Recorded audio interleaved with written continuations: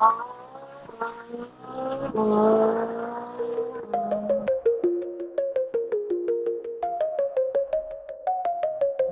the wheels start turning, feel the engine purring. Lights are softly burning, luxury discerning. Rolling down the avenue, city lights are all in view. Sleek designs in every hue, elegance in all we do. Engine growls a low refrain, road ahead is slick with rain. Every curve no. Evet, merhaba arkadaşlar, hoş geldiniz kanalımıza tekrardan. Bir önceki videoyu izlediğiniz için teşekkür ederiz. Abone olmayı lütfen unutmayın. Beğenilerinizi, yorumlarınızı, çok yeni bir kanalız. Desteklerinize ihtiyacımız var. Bugünkü misafirimiz ise Mercedes GLE 400D. Aracımız burada. Hemen incelemeye başlayalım sizinle birlikte. Biliyorum çok daha yeniyiz. Alışma sürecindeyiz. İnşallah her şey daha güzel olacak. Şöyle yaklaşalım bakalım araca. Jant ve lastiklerimizden başlayabiliriz. Jantlarımız oldukça iyi bu arada. İyi gözüküyor. Önler 285-40-22. Arkalar ise 325 ebatında, yani oldukça geniş. Bayağı büyük lastikleri var. Araç zaten kendi de çok büyük. Yani şöyle söyleyeyim, yola sığmayacak şekilde büyük yani. Tank desek yeridir. Öyle söyleyeyim. Sonrasında bu aracımızda normal rengi beyaz. Aracın sahibi aracı kaplattı bu rengi. Gayet güzel bir renk. Gri mat tonlarında bir renk. Çok güzel gözüküyor. Aracın kendi çapında eleştirilerini tabii ki yapacağım ama araç zaten çok güzel bir araç. Hani Mercedes'in lüks standartlarında bir araç diyeyim. Sonrasında aracımızda en gelişmiş, teknolojik olarak en gelişmiş far çeşitlerimiz vardır. İşte otomatik ayarlama, uzunları otomatik ayarlıyor. Viraj aydınlatması falan hepsi var. Bir eksi yanı şöyle söyleyebilirim. Araç yüksek olduğu için karşıdan gelen araçları, misal tırları falan çok algılayamadığında biraz geç kapatıyor uzunları. O yönden biraz fazla selektör olabiliyor. Ama onun dışında güzel çalışıyor, sorunsuz çalışıyor. Tamponumuz zaten çok sert duruyor. Çizgileri çok güzel. Mercedes'in sevdiğim bir yanı da şudur. Diğer BMW olsun, diğer markalar olsun, hepsinde radar bulunur, yani görünür dışarıdan. Mercedes'in radarı ambleminin içinde. Yani genel olarak Mercedes bu şekilde çalışıyor. Benim çok hoşuma giden bir şey. Yani dışarıda bir şey gözükmüyor. Mercedes ambleminin içinde radarlar. Onun dışında söylemek istediğim, sonrasında başka aracın dışında söyleyebileceğim, her tarafında kamera var. Ön tarafında da kamera var. Göstermeyi unuttuk. Aynaların altında da kamera var. Buraya güzel bir çalışma yapmış kaplayan arkadaşımız. Gayet güzel olmuş. Hani siyah ve gri uyumunu sağlamış burada. Ayak eşiklerimiz var burada. Araç yüksek olduğu için, bu arada aracın boyu benimle aynı. 1.73 boyunda araç. Kilogram olarak da 2220 kilogram ağırlığında araç. Yani tabiri caizse tank gibi bir araç yani. Motor kaputunu açalım, bir bakalım motorun içine de. Şöyle, makinemiz burada. Makinemiz 3 litre. 330 PS gücünde, 700 tork üretiyor. Yani bu araç için baktığınız zaman 2200 kilogram ağırlığında bir aracı çok rahat bir şekilde hızlandırıyor, durdurabiliyor. Yani 0-100 hızlanması tam olarak hatırlamıyorum ama 5.7-5.8 civarında olması lazım. Yetiyor bu araç için bence. Bayağı yetiyor yani, güzel hızlanıyor. Zaten sürüşünü yapacağız. Bakarsınız siz de. Kapatıyorum. Arkaya geçelim. Araç kupa formunda bu arada. Hani normal, bunların normal olanları da var. Onlar da güzel ama kupa formu böyle çok, hani nasıl söylesem, hayvansı duruyor. Yani güzel duruyor.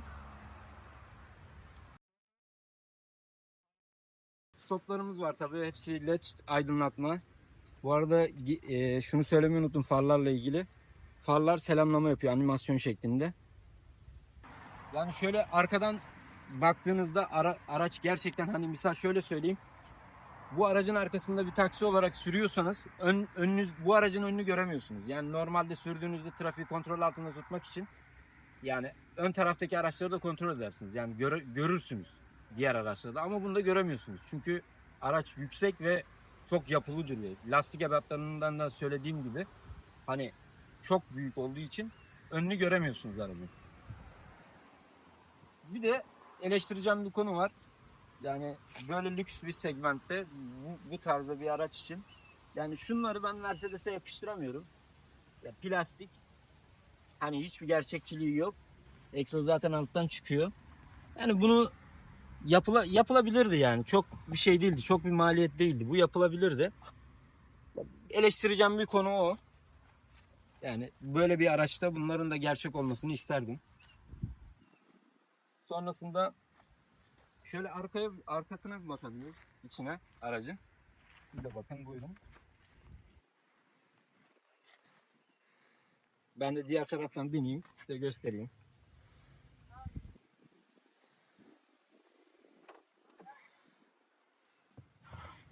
Evet arkadaşlar. Aracın içinde burada 3 kademeli işte klima yöneticisi var. İstediğiniz gibi arka taraftaki ayarlayabiliyor. Şu an açık değil. İstersen bir açayım onu. Bir dakika.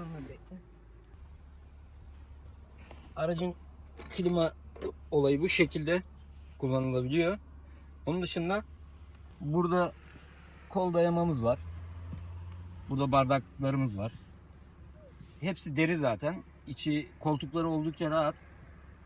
Arkası da rahat. Aslına bakarsanız ben 1.73 boyundayım. Yani rahat bir şekilde kupa olmasına rağmen oturabiliyorum.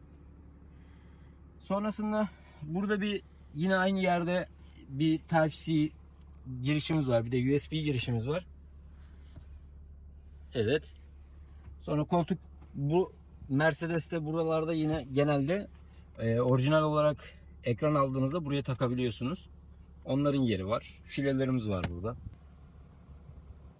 Gayet o da çok güzel. Sesi olsun, her şeyi, her şekilde çok güzel ses veriyor. Isofix'lerimiz var. Onun dışında arka tarafta anlatabileceğim pek fazla bir şey yok. Şimdi ön tarafa geçelim. Ekranlara falan da bakalım. Evet arkadaşlar, burada da ön kapının kolundayız. Koltuklarımız otomatik. Yani şöyle göstereyim. Ben şöyle geçeyim kamerada siz de görebilin diye. Şu şekilde koltuklarımızı buradan, kapıdan ayarlayabiliyoruz. Sonrasında başlığımız da aynı şekilde ayarlanıyor. Şöyle ayarlayabiliyoruz istediğimiz gibi. Burada el frenimiz var zaten. Far ayarlamalarımız falan hepsi burada zaten. Mercedes'in normal bildiğimiz şekilde. Şimdi içine geçelim. Ekranlarını falan göstereyim. Direksiyonu, yani direksiyon gerçekten, hani Mercedes bu direksiyon işinde gerçekten iyi. Yenilerini zaten onları da çekeceğiz, görürsünüz. Buralarda 2 tane siyah şerit şeklinde oluyor. Onlar da çok güzel. Bu da çok güzel. Benim çok hoşuma gidiyor. Bu araç bu arada 2020 ve 2023 senesi arasında yapılmış. Yani bunun bir yenisi daha var. İnşallah nasip olursa onu da çekeriz.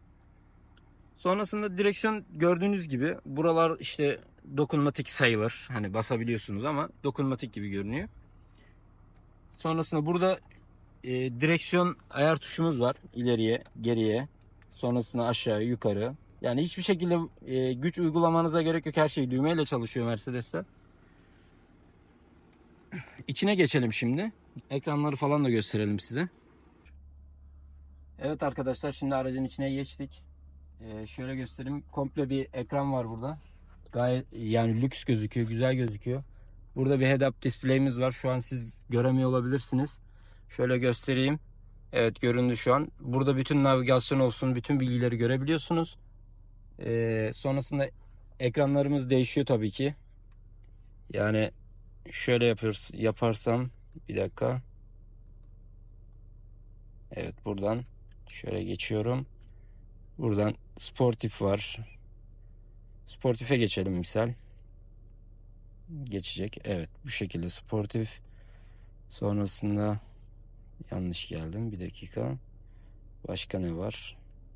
Şöyle geçiyorum tekrar. Klasik'e geçelim. Klasik'te kalsın. Sonrasında ekranımız zaten kocaman. Start stop düğmesi burada.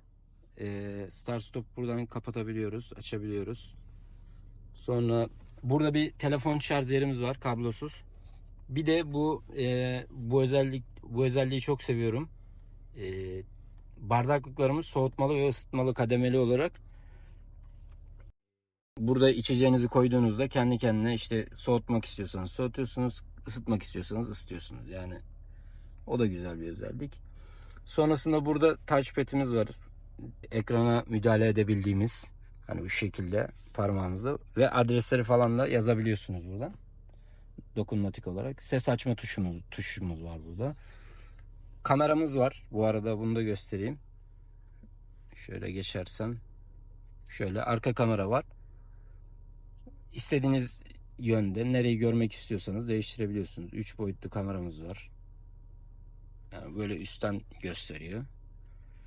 Bir de söylemek istediğim şu var. Misal bu aracın yakınına hani yaklaştığınız zaman, park sensörlerini çalıştırdığınız zaman bütün kameralar açılıyor. Aynı bu şekilde yolda ilerliyorsunuz. Yanınıza çok yakın bir araç yaklaştığında bu kameralar açılıyor. Hani görebiliyorsunuz etrafınızda ne olduğunu. Gişelere falan geldiğinizde bunları görebiliyorsunuz. Bir de bu arka kamerayı göstermedim arkada. Özür dilerim onun için. Arka kamerada şeyde açılıyor. Amblemin altından amblem yukarı kalkıyor ve kamera açılıyor. Onun dışında sonra burada aydınlatmalarımız var. Okuma, kitap okuma, normal işte bildiğiniz şeyler. Sos düğmemiz var. Bir de panoramik cam tavanımız var araçta. Yani böyle bir kupe bir araçta çok güzel duruyor. Açtığınız zaman komple açılıyor zaten.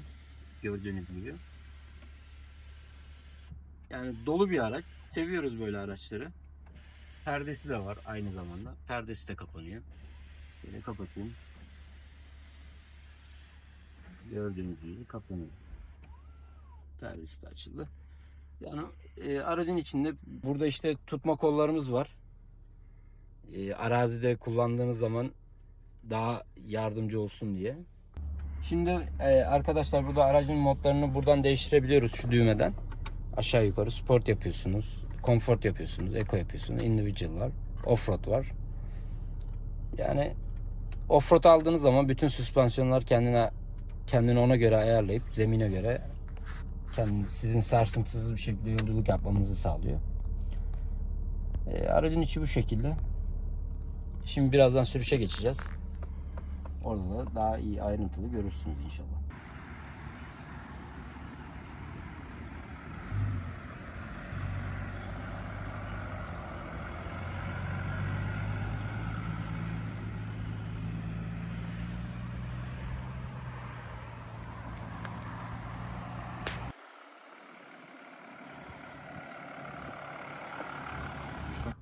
Evet arkadaşlar, şimdi aracı sürüşe geçtik.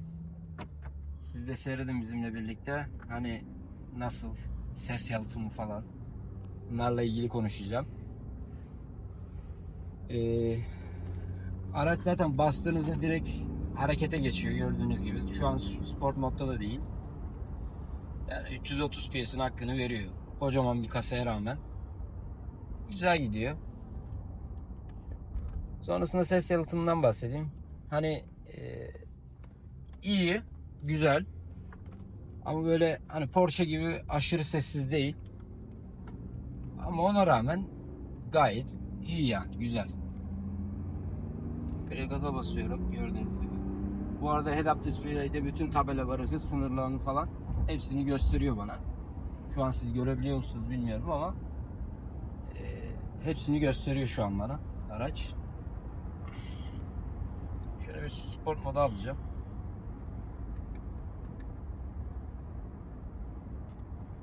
Aldım şu an sport moddan. Işıkları bir geçeceğim. Ondan sonra tekrar gaza basıyorum. Basamıyorum çünkü kırmızı yanıyor. Trafik kurallarına tabii ki uyuyoruz. Bu da alt bilgi olsun. Trafik kurallarını aksatmıyoruz. Şöyle bekleyelim. Ufak bir gaza basacağım şimdi. Basıyorum.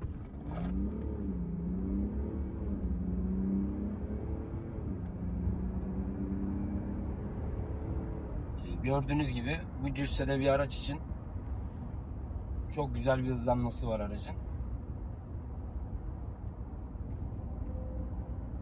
Şerit asistanları var, sizi tutuyor.